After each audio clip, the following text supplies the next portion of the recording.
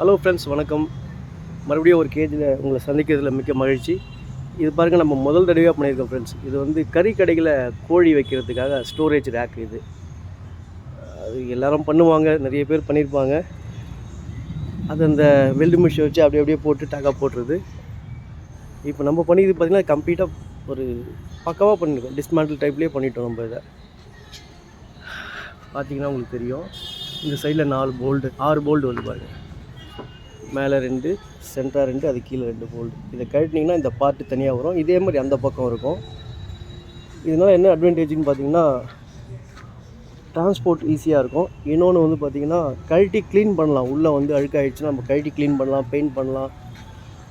அது ரொம்ப யூஸ்ஃபுல்லாக இருக்கும். சிக்கன் கடை வச்சுருக்கவங்களுக்கு நல்லா தெரியும். அது க்ளீன் பண்ணுறது ரொம்ப கஷ்டமான விஷயம். இப்போ இது மாதிரி கழட்டுறதுனால என்ன பெனிஃபிட் பார்த்தீங்கன்னா, கழட்டி நீங்கள் க்ளீன் பண்ணி பெயிண்ட் பண்ணி மாட்டிக்கலாம். நீங்கள் ஒரு வாட்டி செலவு பண்ணாலும் லைஃப் லாங் வர மாதிரி யோசித்து நிறைய விஷயம் பண்ணியிருக்கோம் இந்த கேஜில். அதேமாதிரி இந்த பாட்டம் ட்ரே தான் உங்களுக்கு அடிக்கடிக்கு ரொம்ப அழுக்கு சேர்கிற இடம். அந்த ட்ரேவை நம்ம வெளியே எடுக்கிற மாதிரி பண்ணியாச்சு. அதுவும் இது எஸ்எஸ்லேயே பண்ணிட்டோம். 304 எஸ்எஸ்சில் பண்ணியிருக்கோம்.